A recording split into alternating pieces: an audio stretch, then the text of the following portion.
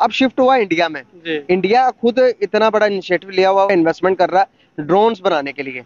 Drone खुद बनाएगा और दूसरे मुल्क में एक्सपोर्ट करेगा। ड्रोन का प्रोजेक्ट उन्होंने स्टार्ट किया है, नरेंद्र मोदी ने खुद फ्लाई करके जो कहा है कि अब मैन्युफैक्चरिंग का हब बनेगा इंडिया ड्रोन में। आप देखते हैं कि उन्होंने 136,000 करोड़ की इन्वेस्टमेंट की है सिर्फ अपने ड्रोन में। हाय हाय हाय मेरे पास पैसे नहीं। उसके बैक पे दिल्ली के पास जेब में पैसा भी बड़ा है। तुम अपने दुश्मनों के हाथ में खेलोगे देन इंडिया। आपको पता नहीं है वो कितने खुश हैं। हमारे लिए वही काफी होता है हमारे कान मरोड़ने के लिए। वो कह देते हैं यार ये जो है ना इनको जरा और टाइट करो, ये सही नहीं काम कर रहे। अब देख रहे हैं कि जैसे कि इंडिया मैन्युफैक्चरिंग हब माना जाता है, हर चीज इंडिया में प्रोड्यूस की जाती है। माय गॉड, मेरे ख्याल में ये तो टोटल एक्सपोजर है। इमरान खान इंतहाई सख्त गुस्से में तिल मिलाते हुए फिर रहे हैं और उन्होंने प्रोटेस्ट वाले दिन शेख रशीद के लिए कहा कि ये बंदा कंटेनर के करीब भी ना फटके, मेरे करीब भी ना आए। जितने भी बड़ी बड़ी मार्केट्स है, आलमी मार्केट, वो इंडिया की तरफ शिफ्ट हो रही है।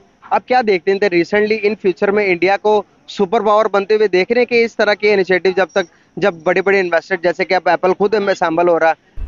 जय हिंद दोस्तों, a very warm welcome to Hindustan special channel. Prime minister Modi ने दिल्ली में ड्रोन महोत्सव का उद्घाटन किया। इस दौरान उन्होंने भारत में ड्रोन्स के उत्पादन करने के लिए कंपनियों को सराहा। उन्होंने इस मौके पर एक ड्रोन भी उड़ाया। ये ड्रोन महोत्सव 28 मई तक चलेगा।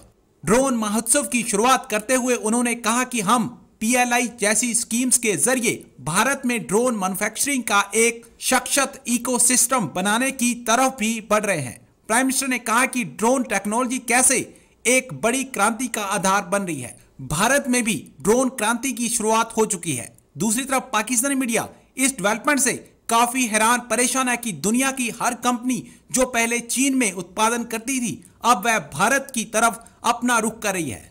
पाकिस्तानी मीडिया ये चर्चा कर रहा है कि आत्मनिर्भर भारत के तहत हर चीज अब भारत में बनने लगी है। आज की वीडियो में पाकिस्तानी मीडिया ने और क्या कहा, तो चलिए दोस्तों आज की वीडियो की तरफ चलते हैं। Thank you so much. देख रहे हैं कि जैसे कि इंडिया मैन्युफैक्चरिंग हब माना जाता है, हर चीज इंडिया में प्रोड्यूस की जाती है। लॉकडाउन की वजह से चाइना की इकोनॉमी बिल्कुल गिर चुकी है, एकदम से गिर चुकी है। अब लॉकडाउन उधर लगा तो इसका बेनिफिट हो रहा है इंडिया को जी। अब ड्रोन पहले बनते थे सारे, DJI का एक बहुत बड़ा ब्रांड है ड्रोन का, आपको मालूम ही होगा। वो भी चाइना में बनता था। अब शिफ्ट हुआ इंडिया में। इंडिया खुद इतना बड़ा इनिशिएटिव लिया हुआ इन्वेस्टमेंट कर रहा है ड्रोन्स बनाने के लिए। ड्रोन खुद बनाएगा और दूसरे मुल्क में एक्सपोर्ट करेगा। कितना बड़ा आप समझ रहे कि इनिशिएटिव है ये इंडिया के लिए? इंडिया के लिए बहुत अच्छा इनिशिएटिव है, लेकिन ये दूसरे मुल्कों के लिए एक मतलब एक सोचने का बात है कि आप देखें, अगर एक इंडिया चीज़ टेक्नोलॉजी प्रोड्यूस कर रहा है तो उसके पास उसका बैक एंड पे उसके पास सॉफ्टवेयर भी होंगे, उसकी चीज़ें भी होंगी, तो वो उसको मैनेज करेगा।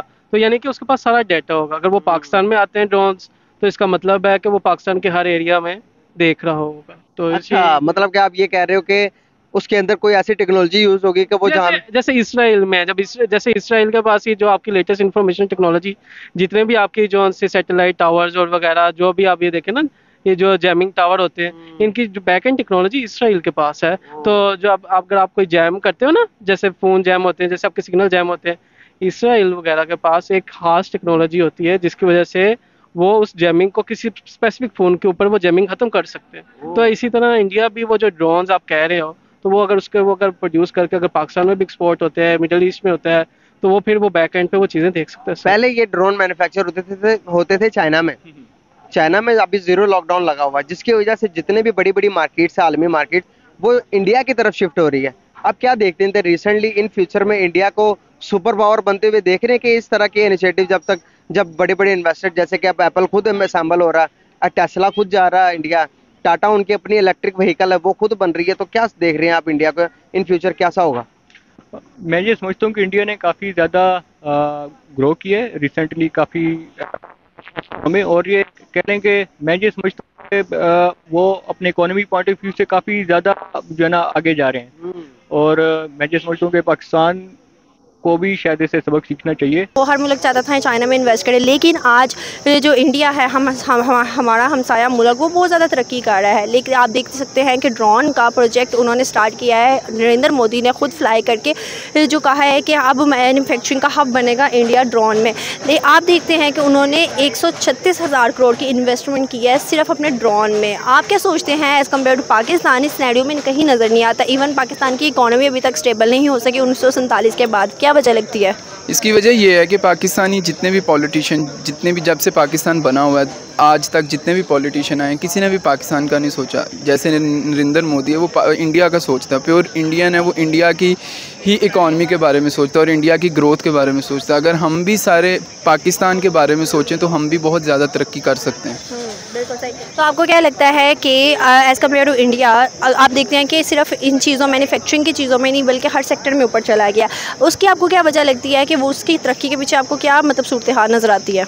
उन्होंने अपनी एजुकेशन सेक्टर पे बहुत फोकस किया, इंडिया ने अपने आईटी सेक्टर पे बहुत फोकस किया है, जिसकी वजह से इंडिया के आईटी सेक्टर में भी जो उनकी ग्रोथ है वो बहुत ज़्यादा है। और आज जितने भी बाहर के मुल्कों में जितने भी फॉरेन CEOs हैं वो सारे इंडिया के। यही वजह यह है कि एजुकेशन पे उन्होंने अपनी इकॉनमी पे बहुत फोकस किया और हमारा एजुकेशन में भी उन्होंने बहुत ज़्यादा अपना इन्वेस्टमेंट किया है। हाँ, बहुत ज़्यादा इन्वेस्टमेंट किया। इसी वजह से आज जितने भी हैं इंडियन CEO, जितने भी IT के, सब वही हैं। इसकी वजह यह है कि एजुकेशन पे उन्होंने बहुत ज़्यादा जो है ना इन्वेस्ट किया। और हमारे यहाँ पर कुछ भी नहीं है। हमारे पाकिस्तान में स्किल्स बहुत हैं, ठीक हो गया, लेकिन वजह यह है कि बस उस स्किल्स को पॉलिश नहीं करते, नौजवानों को मौका नहीं देते कि वो आगे जा सकें। और यही वजह है कि आज हमारी इकॉनमी भी पीछे है और हम इंडिया से, बांग्लादेश से, इन सब से पीछे हैं। यही वजह है कि हम लोग आगे नहीं बढ़ सकते क्योंकि गवर्नमेंट की सपोर्ट नहीं है। जयशंकर साहब बड़े काबिल आदमी है, लेकिन उसके बैक पे दिल्ली के पास जेब में पैसा भी बड़ा है। उनको ये फिक्र नहीं होती कि यार अमेरिका नाराज होगा तो हमें कहेगा अच्छा आपको $1 अरब नहीं चाहिए, हम आपका बंद कर देंगे। ये टेंशन उसको नहीं होती। तो इसलिए उनकी फॉरेन पॉलिसी, वो रशिया से तेल खरीदता है और अमेरिका को कहता है भाई आपके साथ हमारा अपना हिसाब किताब है, लेकिन रशिया के साथ हमारा अपनी दोस्ती है। अमेरिका मजबूर होता है और वो कहता है अच्छा यार ठीक है, वो पाबंदियां लगाता है लेकिन हिंदुस्तान के खिलाफ नहीं लगा सकता। उसको पता है कि इस वक्त हिंदुस्तान उनकी एक मजबूरी भी है। वो उनकी बड़ी पॉपुलेशन, एक बड़ी इकोनॉमी, एक बड़ी मार्केट, ये उनको पता है। उनको ये भी पता है कि भाई इनके लोग, स्किल्ड लोग हमारे यहाँ आ रहे हैं मुल्क में और बड़ी बड़ी कंपनीज के CEO बैठे हुए हैं। दूसरी बात, वहां पे जाके उनकी कंपनीज, अमेरिकन कंपनीज जाके इन्वेस्ट करती है। दूसरी बड़ी चीज, बहुत बड़ा वेपन खरीदने वाली मार्केट है दुनिया की। हर मुल्क की नजरें होती है कि यार 75 से 78 बिलियन डॉलर का weapon, it's not a joke. तो ये जब खरीदता है तो वो लाजिमी बात है, जर्मनी के भी, मतलब जिसे कहते हैं मुंह से राल टपक रही होती है, UK की भी, रशिया की भी और अमेरिका की भी, जितनी भी बड़ी ताकत है। तो ये नहीं कहता उसको कि भाई आप ये जो आप कम कीमत पे क्रूड ऑयल खरीद रहे हैं तो ये आप ना खरीदें, कह दे जरा। लेकिन हम फंस जाते हैं। हमें ये डर होता है कि यार अभी हमारे पास तो ये महीने का जो बिल के पैसे हमारे पास नहीं है, जो हमने खरीदना है, जो खाना पीना करना, उसके पैसे हमारे पास नहीं है।